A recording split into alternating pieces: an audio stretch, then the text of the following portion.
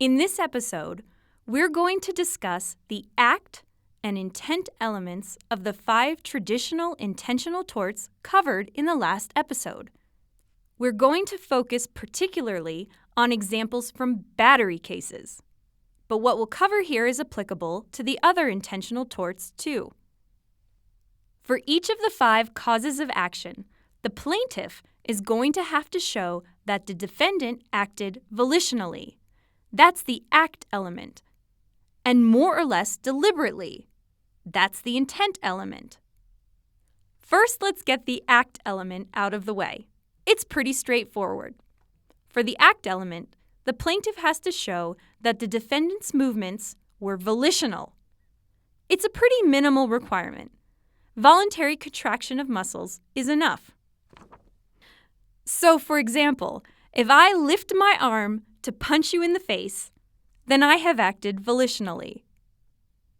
But if I'm having a seizure and my arm jerks up and hits you, then I have not acted volitionally and I'm not liable for an intentional tort.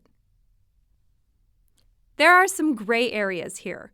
For example, if I'm falling and I reach out my arms in front of me to break my fall, thus causing me to land on you when I otherwise wouldn't have, that kind of reflexive action is probably not sufficiently volitional to satisfy the act element.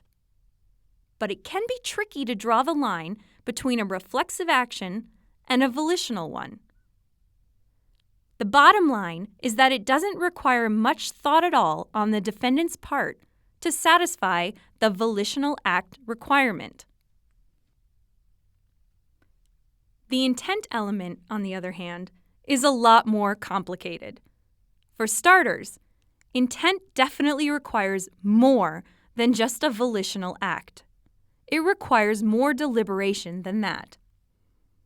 On the other hand, the intent requirement isn't the same as a motive requirement.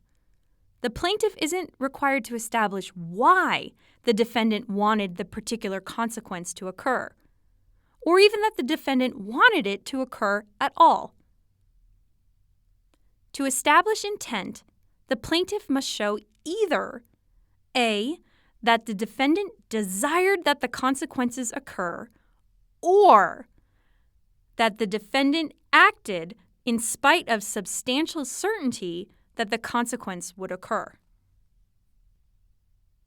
For example, imagine I see you sitting around, and I purposefully walk over to you and kick your shin, knowing that if I pick up my foot and swing it at that moment, it will land on your leg. Hard. We would say that I desired for contact to occur between my foot and your shin. It doesn't matter why I wanted to kick you, whether it was because I was angry about something you'd said that morning, or because we were scheduled to compete against each other in a dance audition that afternoon, or because I insanely thought you were sending invisible mind control signals to my brain. All that matters for the intent requirement is that I acted with the desire that the contact between my foot and your shin occur. But that's not the only way a plaintiff can establish intent. Now let's imagine I'm running to catch a bus. I see you sitting on the ground on the path between me and the bus stop. I see you lying there, and I know that if I run at full speed straight ahead, I will run right over you. But I do it anyway, and sure enough, I stomp right on your shin. In this case, I'm not picking up my foot and putting it down with the desire that it make contact with your leg.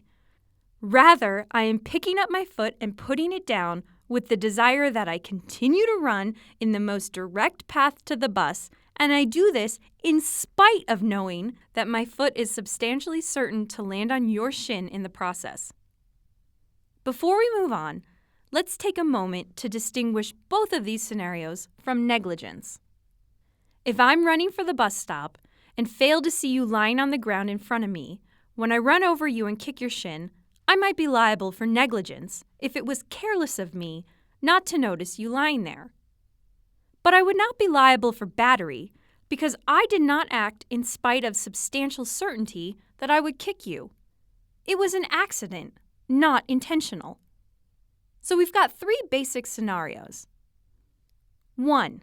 There is a battery if I kick your shin because I want to cause a harmful contact with your person. 2. There is also a battery if I kick your shin in spite of substantial certainty that I would cause a harmful contact with your person. 3. There is not a battery, but there could be negligence if I kick your shin because I didn't notice you lying on the ground in my path. We've got the basics down now, but things can get a little more complicated with regard to the intent element of battery. What if I kick your shin on purpose, but I don't anticipate that this will be harmful or offensive? The language used in the restatements, and by most courts, intending to cause a harmful or offensive contact, is unclear on precisely what consequences must have been intended. One possible interpretation is that the defendant must have merely intended a contact that turns out to be harmful or offensive. The intent to cause contact is sufficient even if the defendant failed to appreciate that it would be harmful or offensive. Another possible interpretation is that a defendant must have not only intended the contact, but also intended that the contact be harmful or offensive. When it comes to battery, a few courts have explicitly adopted the first interpretation, and they describe themselves as following the single intent rule. Some other courts have explicitly adopted the second interpretation, and they describe themselves as following the dual intent rule. Most courts have not explicitly discussed the issue or made a choice one way or the other, so this isn't a true jurisdictional split like those we'll see in other areas of tort law. Furthermore, if you look at the cases where this issue comes up, the results aren't actually all that different between so-called single intent jurisdictions and so-called dual intent jurisdictions. And that's because in single intent jurisdictions, it usually still matters whether the contact that the defendant was imagining would occur was objectively inappropriate, even if the defendant didn't actually appreciate that it was inappropriate. And in dual intent jurisdictions, there are still some cases where the defendant is found liable, even though it seems like the defendant didn't really expect for the plaintiff to be hurt or offended. Let's walk through an example, a hypothetical situation. While in a business meeting, I might reach over and gently punch a colleague in the arm in what I believe to be a friendly gesture.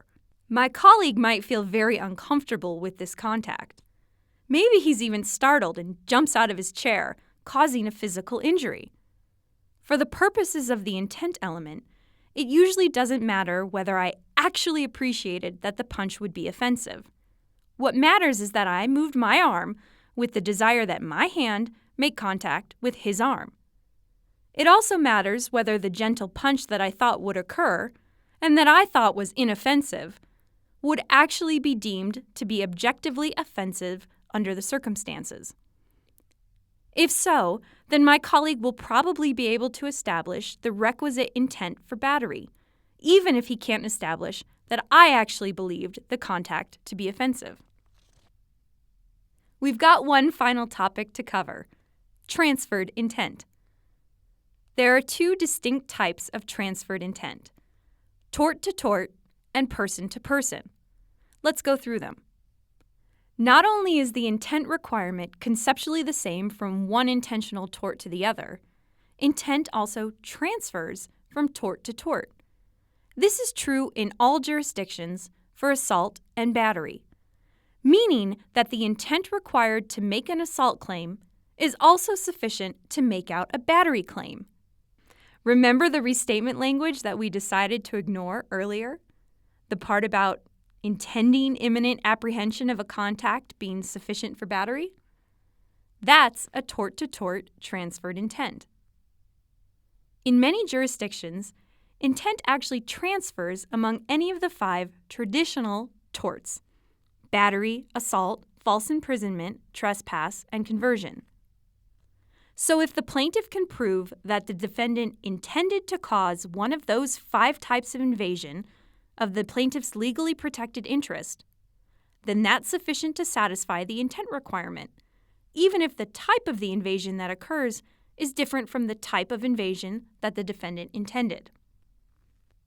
For example, imagine I intend to throw a rock through your windshield.